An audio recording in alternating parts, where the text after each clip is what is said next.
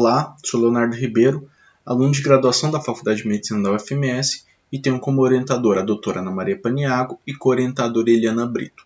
O tema de nosso trabalho é Evolução Clínica, Sorológica e Tomográfica da Paracoccodioidomicose com acometimento do Sistema Nervoso Central.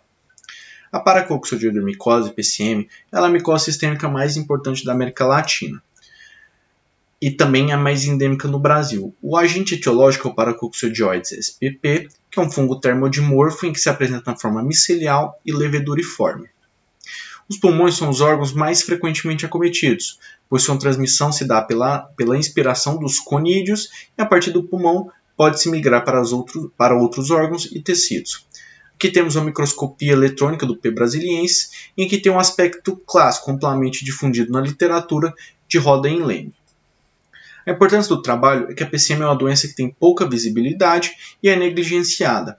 É um problema de saúde pública e acomete o sistema nervoso central em aproximadamente 10% dos casos.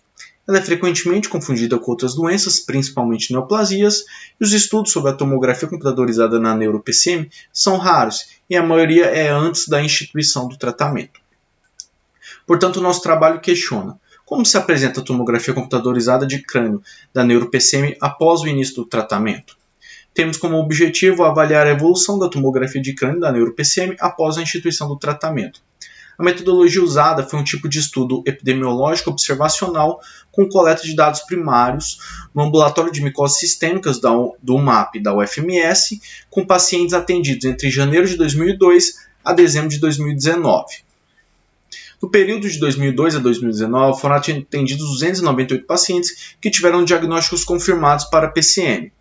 Deles, foram elegíveis 15 pacientes que tiveram comprometimento do sistema nervoso central. Dos 15, foram excluídos 2 pacientes que tiveram tuberculose concomitante, pois não é possível precisar se a causa etiológica da lesão neural foi PCM ou tuberculose. Portanto, tivemos 13 pacientes incluídos no estudo. Desses pacientes, 100% foram do sexo masculino e tiveram ou têm contato com o meio rural.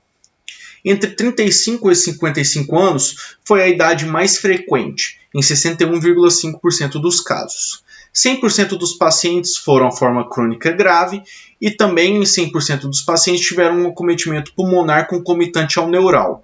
A droga de escolha, na maioria dos casos, foi sulfametoxazol e trimestoprim em 92,3% deles.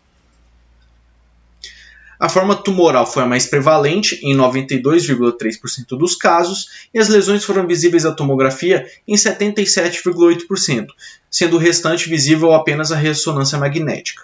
O número de lesões mais frequente foi entre 0 e 6, em 57,1%.